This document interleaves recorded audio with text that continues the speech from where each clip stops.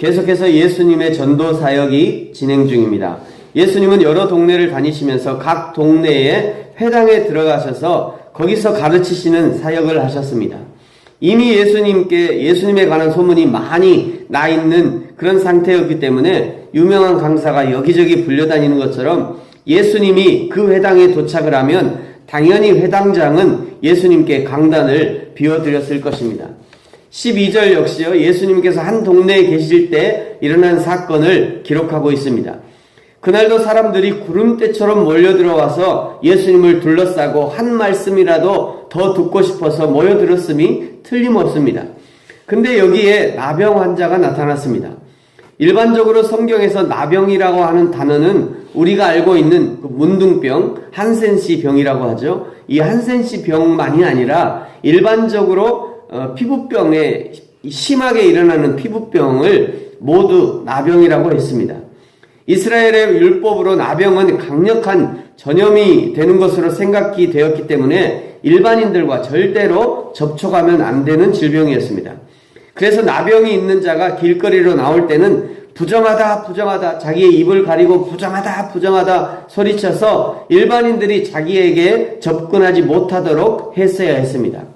12절은 분명 의사 누가가 봐도 그 온몸에 나병이 발병한 사람이라고 기록합니다. 도대체 어떻게 이 나병 환자가 예수님에게까지 다가왔을까? 생각해 볼 수 있는 방법은요, 첫 번째, 이 사람이 분명히 부정하다 목을 놓아 소리쳤음에도 불구하고 사람들이 너무 많이 와가지고 그냥 떠드는 바람에 다른 사람이 못 들었다. 이것은 불가능합니다. 왜냐하면 나병 환자는 다른 사람이 듣도록 소리쳐야 하기 때문입니다. 설령 자기가 소리쳤는데 사람들이 못 듣는 것 같으면 더 크게 소리쳐야 되는 것이 나병 환자가 해야 될 일인 거예요. 두 번째, 이 사람이 일부러 사람들이 거의 들리지 않는 그냥 모기 같은 소리로 소리치는 척만 했을 것이다. 그러다 걸리면 그 자리에서 죽습니다. 세 번째, 이 사람이 예수님이 이리 올 줄 알고 미리 거기 숨어 있었다. 이것도 거의 불가능한 일입니다. 그러면 도대체 이 나병 환자가 어떻게 지금 예수님 앞에 서 있는 것인가? 첫 번째 가능성은요, 이 나병 환자는 길가에 앉아 있었고 예수님이 그 길로 지나가셨을 것이다. 이것은 가능한 일일 수 있습니다. 마치 수가성의 여인을 만나기 위해서 태양이 가장 뜨거운 한낮에 다른 사람들이 다 낮잠으로 태양을 피하는 그 시간에 여인이 물을 기르러 온다는 사실을 아신 예수님이 그 시간에 맞춰서 수가성 우물가에 도착하신 것처럼 이 환자 앞으로 예수님이 일부러 걸어가신 것입니다. 이것은 가능성이 있습니다. 두 번째 가능성은요, 이 나병 환자가 예수님께 나아가고자 했을 때 예수님이 자신을 밀어뜨린 사람들 사이를 기적적으로 걸어 나오신 것처럼 이 사람의 아픔을 아시는 예수님께서 이 사람의 길을 터주신 것입니다. 다른 사람들의 눈에 띄지 않도록, 다른 사람들의 눈에 그 귀에 거슬리지 않도록 이 사람의 길을 그냥 예수님께서 기적적으로 이렇게 터주신 거죠. 이 두 가지는 얼마든지 가능하지 않겠습니까? 중요한 것은 둘 다 예수님의 특별한 은혜라는 것입니다. 이 나병 환자가 예수님 앞에 나오게 된 것과 나병이 나은 것은 하나님의 특별한 은혜라는 것이죠. 저와 여러분도 마찬가지입니다. 여러분은 어떻게 예수님을 믿게 되셨습니까? 어떻게 하나님 앞에 쓰임받는 믿음의 사람으로 성장할 수 있었습니까? 무슨 특별한 방법이 있었던 것이 아니라 처음부터 끝까지 하나님의 은혜로 믿었고 성장했으며 쓰임받을 수 있었다는 것입니다. 그러니 감사하지 않을 수 없는 것입니다.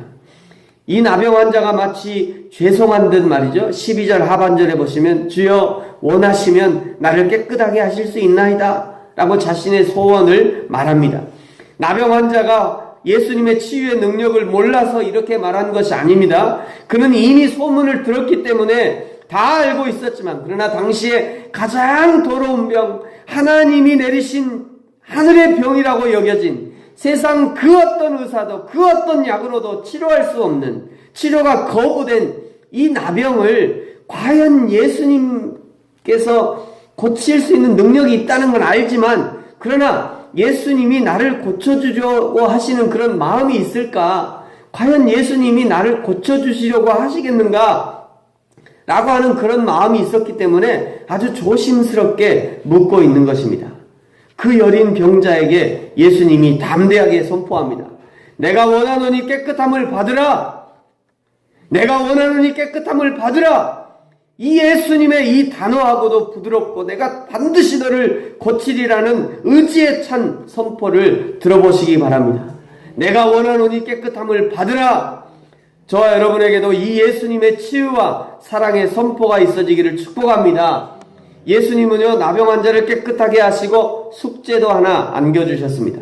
14절에 보시면요, 아무에게도 자랑하지 말고 먼저 제사장에게 가서 몸을 보이고 모세의 명한 예물을 드려서 나병에서 나았음을 확정받으라 말씀하십니다. 우리 예수님은요, 율법을 무시하시는 분이 아닙니다. 율법을 파괴하러 오신 분이 아닌 거예요. 성경이 여러 군데 얘기하시죠. 예수님이 율법을 얼마나 존중하셨습니까? 여기 보니까 모세의 명한 대로 그 율법을 예물을 드려서 나병에서 나았음을 확정을 받으라 말씀하십니다. 구약 성경 레위기 14장 전체가요, 환자의 정결 규례입니다. 자기가 나음이 자기가 먼저 몸을 보고 이게 나았는가? 라고 생각이 되면 먼저는 처음에 그 첫날에 비둘기를 가지고 가야 됩니다. 7째 날에는, 그리고 이제 먼저 보이고 나서 그리고 집에 갔다가 다시 7일을 머물다가 7일 후에도 다시 발병이 되지 않으면 그때는 몸의 모든 털을 밀고 목욕을 하고 8째 날에는 순양과 암양과 고운 가루와 이거 드리면서 이제 자기가 나았음을 확정을 받는 거죠. 너무 복잡해서요, 다 보려다가 여러분 궁금하시면 레위기 14장을 한번 보시기 바랍니다. 굉장히 복잡하게 되어 있습니다. 굉장히. 근데 왜 이렇게 복잡한 과정을 거치게 하냐면요, 그동안 나병이 발병해서 사회로부터 완전히 격리되었지 않습니까? 이 사람이 완전히 사회로부터 격리되었는데 그 사람을 완벽하게 사회로 복귀시키기 위해서 이런 복잡한 과정을 거치는 것입니다. 완벽하게 격리된 사람을 다시 사회에 완벽하게 돌려보내기 위해서 몇 번 그 이스라엘의 거리를 지나서 또 그 많은 사람들을 거쳐서 그 성전에 오르락내리락 하면서 몇 번을 성전을 오르락내리락 하면서 이 사람이 완벽하게 이 나병에서 깨끗함을 받았음을 여러 사람들한테 증거하는 거예요. 지금 여기에 드리는 예물이 중요한 것이 아니라 이 사람이 완벽하게 나았음을 세상 사람들에게 알리는 것이 중요한 것입니다. 그래서 이렇게 복잡한 과정을 예수님이 요구하시는 것입니다. 사랑하는 성도 여러분, 우리 하나님의 사랑은 완벽한 사랑입니다. 어디가 부족하고 무엇인가를 더해야 충분한 사랑이 아니라 하나님의 사랑 자체가 완벽하고 충분한 것입니다. 그래서 예수님 한 분이면 충분합니다 라고 고백할 수 있는 것입니다. 17절부터는요, 중풍병자를 고치신 기적이 기록되어 있습니다. 그날도 역시 예수님은 그 마을 회당에 계셨고 특별히 예수님의 소문이 확산되자 유대 각 마을과 그리고 예루살렘에서 이 예수라는 사람을 검증이라도 하듯이 바리새인과 그리고 율법 교사들이 거기 앉아 있었다라고 기록하고 있죠. 그런데 누가는 그것뿐만이 아니라 병을 고치는 주의 능력이 예수님과 함께 했다라고 기록하고 있습니다. 그때 한 중풍병자가 예수님이 계신 방으로 들어가려 했지만 사람들이 많아 들어갈 수 없자 친구들이 지붕에 올라가서 그 지붕을 뜯고, 우리 성경에는 기와를 뜯고 이렇게 되어 있는데요, 이거는 잘못된 번역인 것 같습니다. 왜 그러냐면 이스라엘은 기와가 없습니다.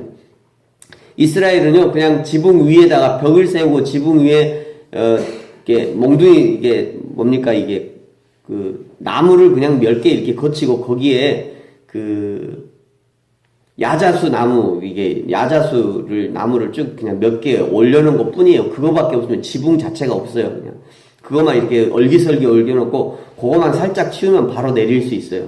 그러니까 우리 성경에 보면 기와를 뜯었다. 그러니까 우리나라 개념으로 하면 기와 뜯으면 막 흙이 후두둑 떨어질 것이고 막 전혀 그렇지 않습니다.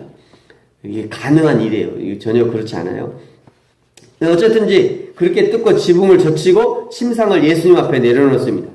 예수님도 당황스러웠겠지만 예수님은 오히려 대견스러워 하시면서 내려온 침상에 누인 병자를 향해서 내 죄사함을 받았느니라 라고 선포하셨습니다. 예수님의 이 죄사함의 선포는 서기관과 바리새인들의 마음을 격동시켰습니다. 어떻게 사람의 아들이 죄사함을 선포하는가? 하나님 외에 누가 죄를 사하겠는가? 이것은 신성모독이다 라고 속으로 말하고 있을 때, 속으로 생각하고 있을 때 예수님은 예수님의 말 속에 하나님의 능력과 권세가 포함되어 있었음을 나타내셨습니다. 우리 24절입니다. 같이 한번 읽겠습니다. 시작. 그러나 인자가 땅에서 죄를 사하는 권세가 있는 줄을 너희로 알게 하리라 하시고 중풍병자에게 말씀하시되 내가 네게 이르노니 일어나 내 침상을 가지고 집으로 가라 하시매 아멘. 예수님이 명령하시자 침상에 누워서 내려왔던 그 사람이 벌떡 일어나서 자신의 침상을 들고 하나님께 영광을 돌리면서 자기 집으로 갔다라고 25절이 기록하고 있습니다. 이 광경을 보면서요, 모든 사람이 놀라 하나님께 영광을 돌리며 심히 두려워하여 이르되 오늘 우리가 놀라운 일을 보았다라고 고백합니다.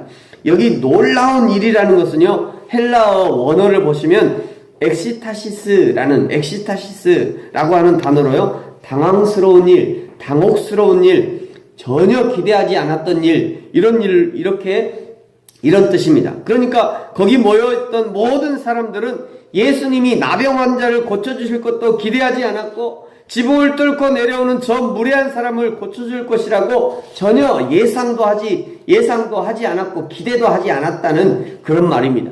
더군다나 거기 거룩한 율법 교사와 바리새인들이 도끼 눈을 하고 꼬투리를 잡으려고 눈을 부릅뜨고 있는데 그 살얼음판 같은 그들 앞에서 예수님이 하나님이 아니시면 할 수 없는 기적을 베푸셨으니 얼마나 당혹스럽고 놀랄 수밖에 없었을 것입니다. 오늘 이 두 사건이 우리에게 보여주는 것은요, 예수님은 모든 한계를 뛰어넘는 하나님이시라는 것과 예수님이 생명의 주관자라는 것을 보여주시는 것입니다. 사랑하는 성도 여러분, 지금 어떤 한계에 부딪혀 있습니까? 나병 환자처럼 도무지 하나님의 은혜를 얻을 수 없을 것 같은 상황이십니까? 어떻게 어렵게 계신 곳까지 왔더니 이번에 너무 많은 장애물이 앞을 가리고 있습니까? 그러나 사랑하는 성도 여러분, 예수님을 기대하시기 바랍니다. 예수님이 길을 내실 것입니다. 위를 바라보십시오. 지붕 위에 예수님께로 가는 길이 있었듯이 예수님을 바라보는 그 믿음 위에 도움의 길을 내시는 것입니다. 이것이 하나님의 은혜이며 우리를 향해 준비하신 하나님의 기적인 것입니다. 저와 여러분이 날마다 이 하나님의 은혜를 체험하게 되기를 예수님의 이름으로 축복합니다. 기도하겠습니다.